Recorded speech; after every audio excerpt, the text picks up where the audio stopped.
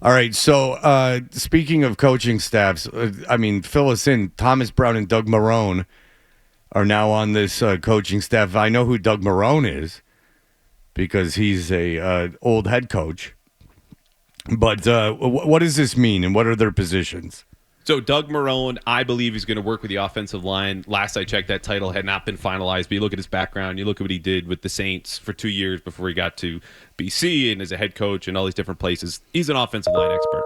Hello. And so for Thomas Brown, that I can tell you, he will be the tight ends coach and pass game coordinator from someone I talked to yesterday. This is a guy who was a tight ends coach for Sean McVay, who gave him then a promotion going 4 or 5 years back to assistant head coach. And he's primarily had a running backs coaching background, then goes to McVay, then gets, as everyone does standing next to Sean, an offensive coordinator job. Carolina, then Chicago, promoted to interim head coach. So this is a fast riser through the ranks. I don't think they suddenly added 2 wins with these 2 additions, but this is great news for a staff that, like, the last 5-6 years, how often have we been talking about brain drain? Guys leaving, and it's all on Bill, and you've got young assistants. And even last year, you clean house, bring a whole new offensive staff in, and you go, that might not be an upgrade from the one they had in 2023, the year before. All right, so this, you think, speaks well of the Vrabel coaching staff and the brain trust that's going on in Foxborough. He goes further than that. This is the best Patriots coaching staff since. Well, so what I would say is we have to see how it all fits, right? Like, this is unusual for Josh McDaniels not to be able to handpick or have some influence on some of these hires, and I do think he's at least okay. That's my sense of this, not hard reporting. But the way you stack up the resumes and the versatility and the experience and the diversity of thought, which is also brand new here, come from different systems and backgrounds. I think this is the deepest staff they've had since their last Super Bowl team and has the potential to be the best when you had Brian Flores on one side, Josh McDaniels, and a bunch of future coordinators and big-time assistants. So, yes. Wait, you just said Brian Flores. Right. So since Brian Flores was on staff, I think this could be the best staff the Patriots have had since then. So you're saying that this is a Super Bowl staff?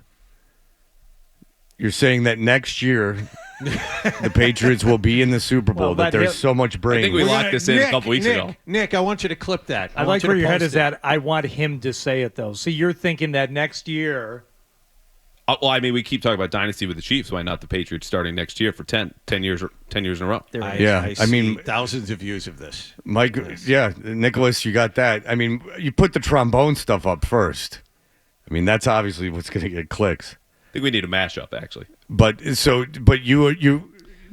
brain trust in this, with Josh McDaniels and the defensive coordinator and these guys have impressed you enough that you believe this is a Super Bowl caliber coaching staff. No, I don't know what this is going to look like. Like, first thing I said, we have a lot to learn. We need to see how it all fits. You've got ego in here. The downside of having former head coaches on staff is everyone thinks they know what to do. Everyone knows that they answer to Mike Vrabel, but it will be interesting to see Josh McDaniels work with a very seasoned, experienced staff that hasn't just been in New England forever. Like Dante Scarnecchia and Ivan Fears, the longest tenured assistants Josh had, guys who are older than him, experts in their positions, were not former head coaches. Doug Marrone's a former head coach. Thomas Brown's been a coordinator twice and an interim head coach. These guys think they know what they know. And so I don't know how those disagreements will be inside the building, but I'll tell you this, guys, for the last 5 years, when we're all looking at this coaching staff being like, what kind of edge is being provided to the Patriots? There's an edge here now. They're going to be able to problem solve. Doug Marrone says, I saw this defense or this particular blitz in 2016 when we were in Jacksonville. This is the answer for it. Thomas Brown going, I'm the pass game coordinator. Here's a concept you guys probably haven't ran because it's either Josh McDaniels offense or that Alex Van Pelt blip. They'll have answers. They'll have experience. If they can kind of streamline the communication, be on the same page, this could be one of the best staffs in the league. How much does he have a say in all of these people coming into work under him? Yeah, it's a good question, John, because my understanding was they wanted to fill the coordinator positions and then let them kind of have a say in the assistants under them. And you look at Marrone and Thomas Brown, there's no connection to Josh McDaniels. But if the reporting, I think Bert has said this, that Josh and Mike Vrabel were on the same page going back a month or so, I can't believe that this was not run by him. Guys he'll have to work with hand in hand. So I think there's an upside to working with people who come from different systems, and I think Josh is now open to that in a way that says, yeah, I'm ready to go with Thomas Brown, Doug Marrone. Guys I know I can put in a room and trust that they'll not only just develop and coach, but they'll be able to run it in a way that I can just trust them and let them be. All right. Well, there you go. We have Andrew Callahan in studio for longer, and I take it he has 2 stats in the line and everything else. We will be back in just a moment. Andrew, what did you make of the AFC Championship game? I had a Bills friend, a fan who's a friend of mine, text me yesterday. He's like, do you think there are any of the people you know that cover the NFL saying McDermott's going to get fired? He was very up on McDermott being fired. There were a lot of positions where he was damned if he did and he's damned if he didn't. Like, if you don't, he's not aggressive if he doesn't go for it. If he, if he doesn't take points off the board and go for two, then he's going to get killed no matter what he does. But it was impressive how Kansas City was able to stop them because it came down to those fourth down plays. It was impressive how Kansas City was able to stop them. Do you think that there was we just went through the Patriots coaching staff and how impressed you are with it? Do you think coaching is what won Kansas City that game? I do. I don't think, though, that means Sean McDermott should be fired. Like, when you lose to the Chiefs in the playoffs, it's not a failure. It's not a crime. You're just everybody else right now. Because that's what happens when you play the Chiefs in the playoffs, unless your name is Tom Brady or Joe Burrow. But when you look at the fourth down, when Josh Allen had that heave, and, I wouldn't call it a drop. If you want to call it a drop, fine, to Dalton Kincaid in fourth down. They were overloading the short side of the field, the boundary, the weak side. And that should have been a tip like something's up here with the blitz. I'm not saying I would have seen it had I been in Josh Allen's shoes, obviously. But when you watch the tape as someone who has played that team time and time again, A, it was a great call, but B, it was a miss by Josh that I think has been overlooked a little bit right now when we talk about this game. So you think that he should have seen that pre-snap? Yeah, there's no reason because they were in a 4-by-1 formation. So the four receivers were to his left, the wide side of the field, and then one in the boundary. And so the Chiefs had an atypical number of defenders over that single receiver in the boundary. And you go, well, the only reason you would do that is if you're blitzing from there. Lo and behold, here comes Trent McDuffie, and they overload that weak side of the formation, and you get a free rusher, and he has to make a play a little bit late. And it was both a great defensive call, and I think something that you want to scream about Joe Brady or Sean McDermott. Something goes here to Josh Allen, too.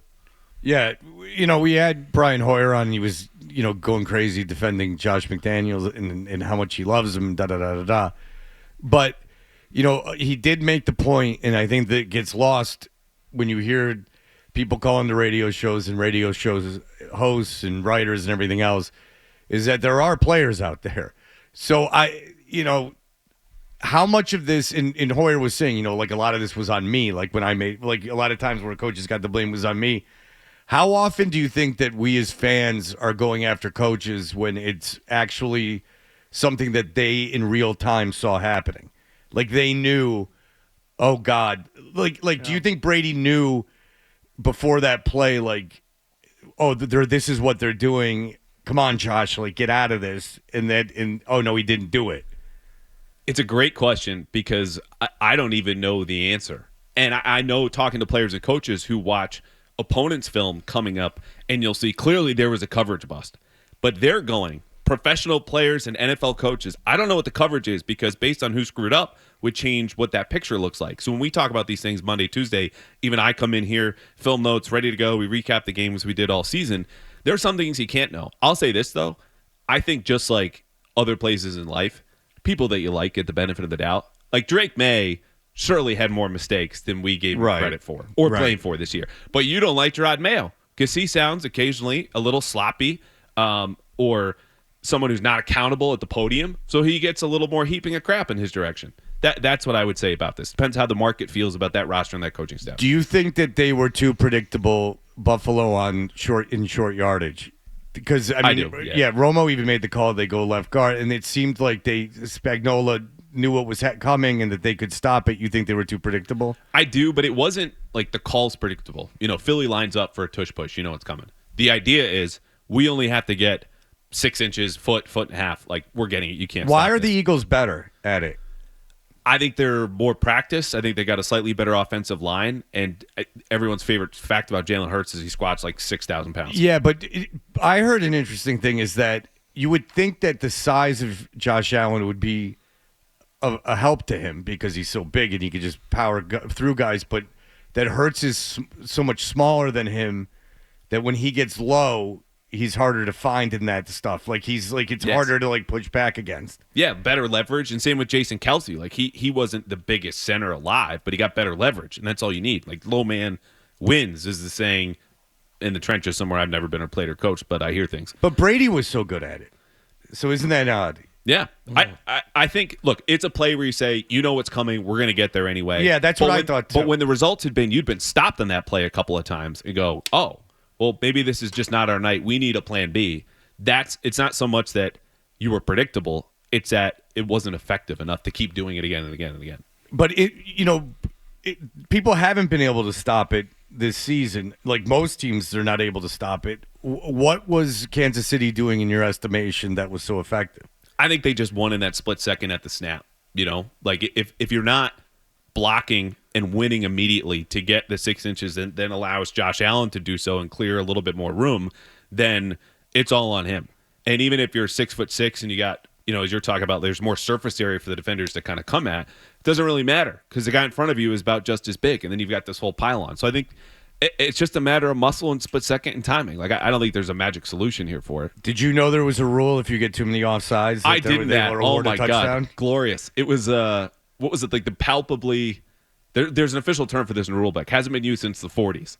But if you're that much of a dick on the football field, they'll just give the opponent a touchdown. That's what it says. It was like palpably unfair act or rule. Yeah, but that's a great rule because there was a time you would think, well, what would stop you just from doing this over and over and over and over again, like and just staying all day? Yeah. Like it's like if you just get out of the batter's box like whenever you wanted to, if you could just like walk out, like what would stop you just keep walking out like every time the guy was like in the middle of his windup? I think they would have been better served in the moment had they actually cited the actual language of the rules as opposed to saying, if this behavior continues, we're just going to go ahead and give this team a touchdown. Like, all right, knock it off. Knock it off. Yeah. I'm going to count to 3. Yeah. You're not back on side. That's what Frankie Louvu. That's what it felt like. So they knew the rules. Someone should have just had. Yeah, but don't say if this pattern of behavior persists or whatever it is. That sounds a little too. I'm just impressed there was a rule to stop it. Like because there was a point where I was like because it's of no consequence to the defense if you just keep doing it. Well, and they're trying to find a benefit. You're talking about stepping out of a batter's box. That's to play some mental head games. Here, I talk about why did Kansas City stop the tush push and why didn't Washington? Kansas City won in that split second. That's what they were trying to do. The Commanders were just get a head start on this, jumping over the pile, jumping off sides, whatever they could, anticipating the snap count. It just never worked. Just imagine, though, had they actually given Washington the touchdown and that game was close or within the spread. Like, oh, boy. I don't think Washington behaves that way if the game is closer. Yes. Like, I think that was, that's garbage time kind of, and that they're screwing around at that point. That they're just trying anything. I don't know. I think because the downside is you lose another, inch and a half here. But the upside is if they false start anticipating this, they go back 5 yards. No, I understand. Yeah. No, I understand why you do it, but if you said if they awarded the touchdown, like I don't think that it would have gotten to that point if the game was closer. I don't think that the Washington would have screwed around like that. I don't think he would have jumped over the center twice. I think he would have done it maybe once. Maybe he just had so much fun. He's like, again? Well, he seemed to be having fun the first time, but the second time he didn't seem to be having as much fun. And then he didn't do it again. So that's another thing is that if you know the rule and you're screwing around and the game's close, like you jump the pile, you jump the center twice in anticipation, and then you get a real. Then they hard count you and get you off sides for real, and they get awarded the touchdown. Yeah, then you would be like, "What the hell are you guys doing?" Yeah. So yeah, if it was, that's why I think obviously if it was close, they wouldn't have been screwing around like that. Where else would you want this palpably unfair act rule applied in life? Like if some woman pulls out a checkbook at the grocery store, I get to go ahead. Well, I mean, old people in general just walking around That's getting a Seinfeld routine, right? Yeah, I mean, there should be. Yeah, that was a Seinfeld. I thought you were gonna say like in sports, but no, just in life. Like oh. so you'd have a ref walk in, throw the flag. This is palpably unfair. Andrew Hardy is awarded whatever we want in that particular instance. A parking spot. It's like someone's being enough of a jerk. I'll give you one. Yeah. If you hold the door for somebody at a restaurant, you're walking ahead of them, but you open the door and you allow them to come in. They go to the hostess stand before you do, and they get in line for their table before you. Like, hey, the only reason why you're in front of me is because I held the door for you. Much better than my example. I think if you're at the pharmacy counter and you ask you can see where I spend most of my time. And you ask the person at the register more than one question, then they throw a flag and they say that you've asked your questions. Especially this person doesn't know they're an hourly employee. Move along. Especially at the compounding pharmacy where they're mixing together your horn of plenty of chemicals to. Yeah, there's enough for upright. them to do. Yeah. There's enough for them to find. Leave them all in one place. Why don't you? So what does this speak of? This might be our only chance to ask you. What does this speak of the legacy of the Kansas City Chiefs in relation to that of the Patriots? So, I was chatting about this with Phil Perry yesterday, and the word I landed on, where I think we're all fair to say, pump the brakes on the Brady comparisons for Mahomes, pump the brakes on the dynasty comparisons. Even if the Chiefs win, they've got 4, the Patriots still have 6. The word I would use, though, that the Chiefs could claim, and I think fairly and rightfully so, is most dominant dynasty in NFL history. 3-peat, never been done before. 4 Super Bowl titles in 6 years, never been done before. 7 straight AFC Championship game appearances with a guy who's tracking, may not get there, to be the greatest coach, greatest quarterback ever, one of the greatest coaches, and maybe the greatest defensive coordinator ever. If Andy Reid ends up getting the wins record, something that Bill Belichick cannot do, he might get the ACC record for most wins at North Carolina, which would be very exciting. Most consecutive 500 Listen, seasons. if that team wins, it's going to be like Colorado, Deion's first year. If that team wins its first 3 games, everyone's going to orgasm. But if Andy Reid gets the all-time wins record, and you can track it, it's not out of the question by any means.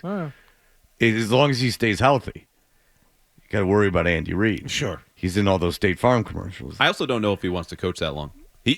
I don't think it would take a terribly long amount of time if you look at it. If you include postseason wins. He's behind, I think, about 40 wins right now. All right, he's at 301 in Yeah, so he would 41. need 3 to 4 seasons to do that. I think that's doable, regardless of how old he is at this point. You think he's going to retire with Mahomes as his quarterback? As There long was as some talk- Mahomes is healthy.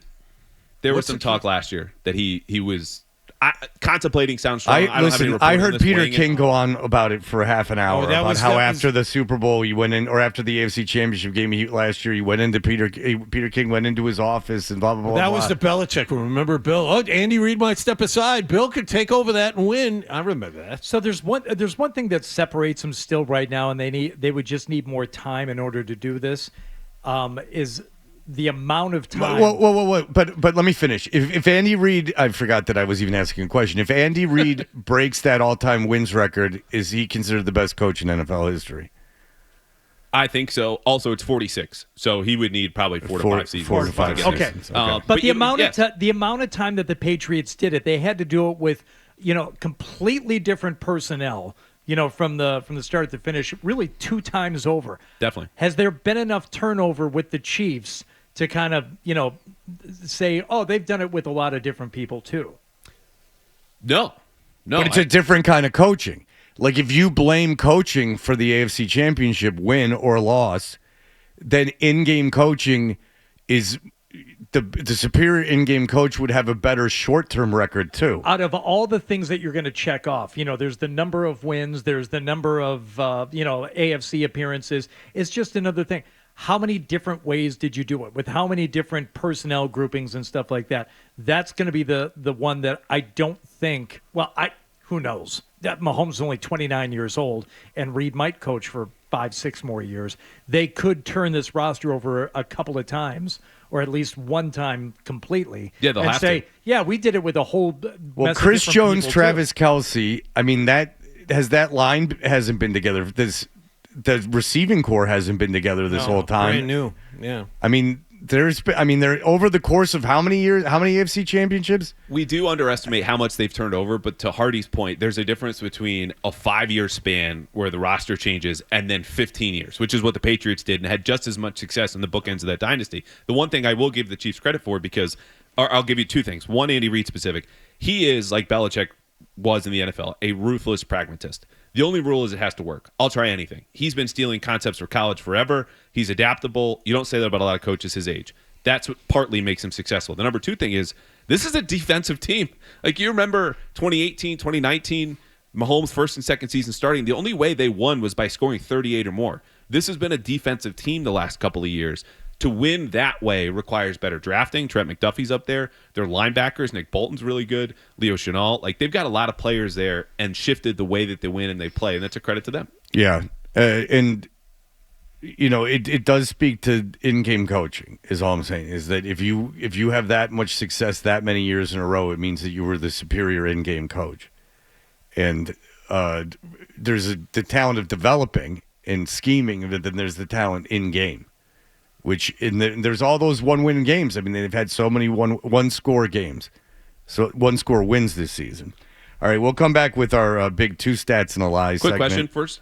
This is related. Was anyone curious why I knew where Hardy went to high school? No. We have a Toucher and Hardy edition of Two Stats and a Lie. Oh. Wow. All Wow, right. this is very exciting. All right, let's have that. Here are the headlines. Between this and the trombone, best show ever. I mean, seriously. All right, here we go. Sports Up. If you like that clip, and how could you not? Check out more videos from Toucher and Hardy here. Point slightly up and to the left. For more Patriots analysis and opinion, hit this playlist. Point slightly down and to the left. And for the latest from the Sports Hub, download at 985thesportshub.com.